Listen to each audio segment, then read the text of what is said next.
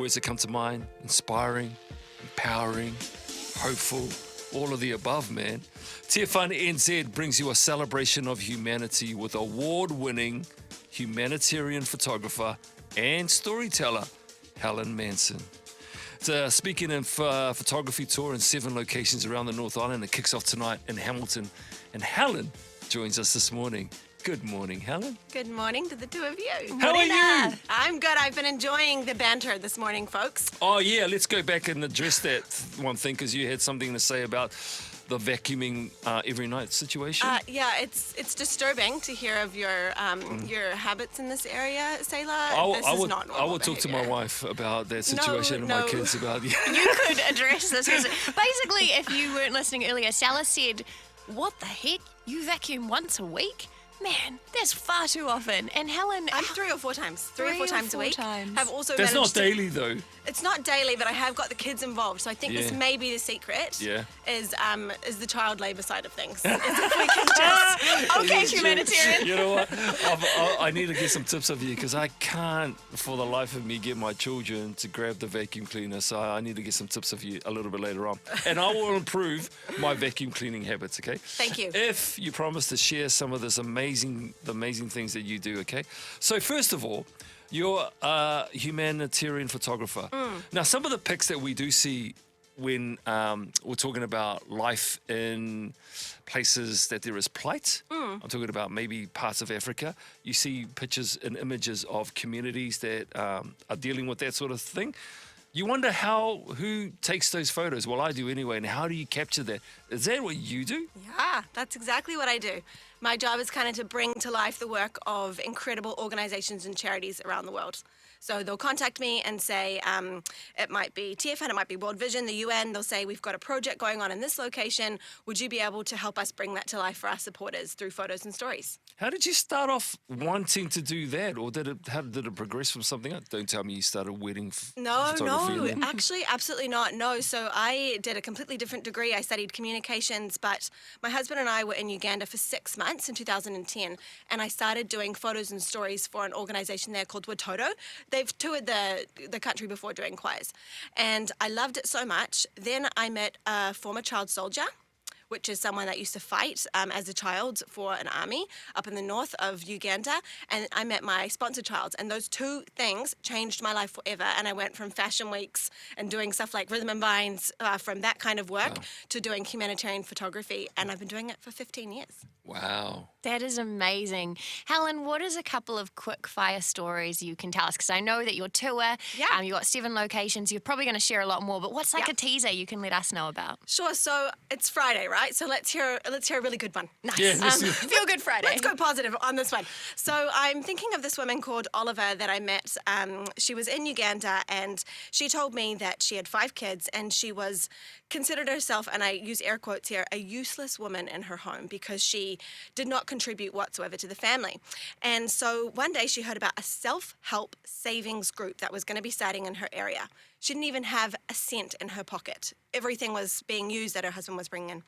She decided that night, I'm not going to eat cassava for dinner. I'm going to save my portion, and I'm going to sell it the next morning and make a little bit of money. She did that, and it started to snowball. Over the next couple of weeks, she ended up being able to buy beans for her family for dinner for the first time, then fish for her family for dinner. One day her husband came home and was just like, hey, where are you getting all this money from? Like, what's been going on? She said, I've been in this savings group, and he was just like, okay. The next morning he woke up and she had put a shirt that she had bought for him with her own money on his bed. And from that point on, she said, joy returned to their home. It used to be such a quarrelsome home. And today, I can report that she has installed solar lighting in her home. She's got iron sheets on her roof, and she's just laid a concrete foundation to build a new place for herself. Wow. That's amazing. Now, that is a great story. Yeah.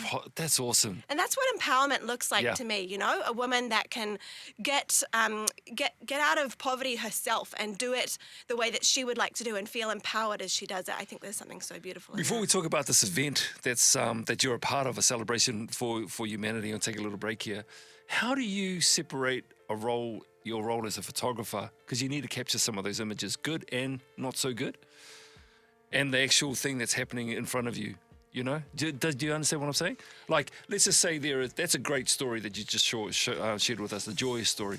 But there are other stories out there that maybe it's not so great. Yeah. Your job is to capture that on film. Yes, it is. But it's happening in front of you. That's correct. Do you draw a line? No, I can't. Yeah. Because that's what the difference between a photojournalist and a humanitarian photographer is. There's a lot of photos that show us how things look, but I want to show people how it feels. And so to do that, I have to be fully present in that moment with that person, absorbing their story, and then hoping that translates onto film as I capture their image. There's an event, there's a gig that you might want to be a part of. It's called a celebration of humanity.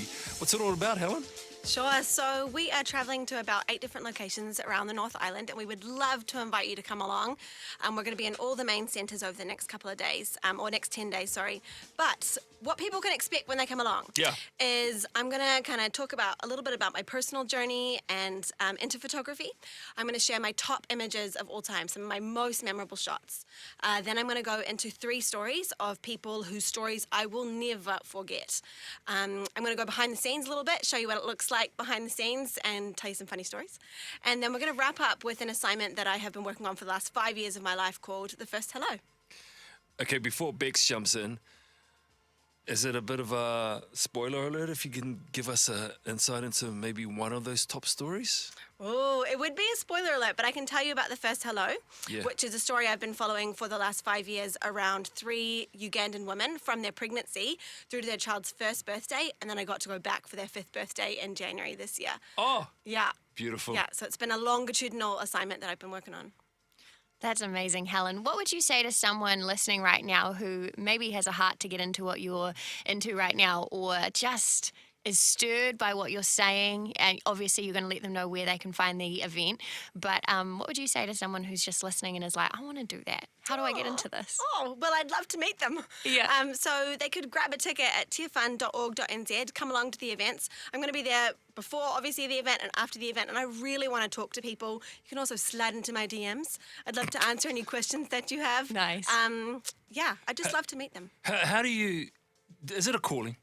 Yeah, To definitely. yeah, you're right. It's my life's work. Right, it's for somebody else. The question that Bex asked, you know, if somebody else is feeling they're stirring, is it something that, I mean, hey, if there are somebody who, I don't know, if they're a blacksmith right now or a baker right now, but this is where they want to go, do you have to have a particular thing to be able to do it? I think God specializes in using all kinds of people. And if we look at the Bible for examples, we can see him transforming people's lives all over the show. So if you've got a heart for this kind of work, then by all means, go for it. Pray about it. Are you going to be available for people to talk to at these events? 1000% yes. All right. So is there a website that people can jump into? Yeah, just head to tearfund.org.nz and you'll see the Celebration of Humanity banner. You're a special lady and you're very, very talented. And you're a mum on top of all that. So, man, keep doing what you're doing, Helen. And thanks for taking time out of your morning for jumping in. Thanks so much, guys. Thank you.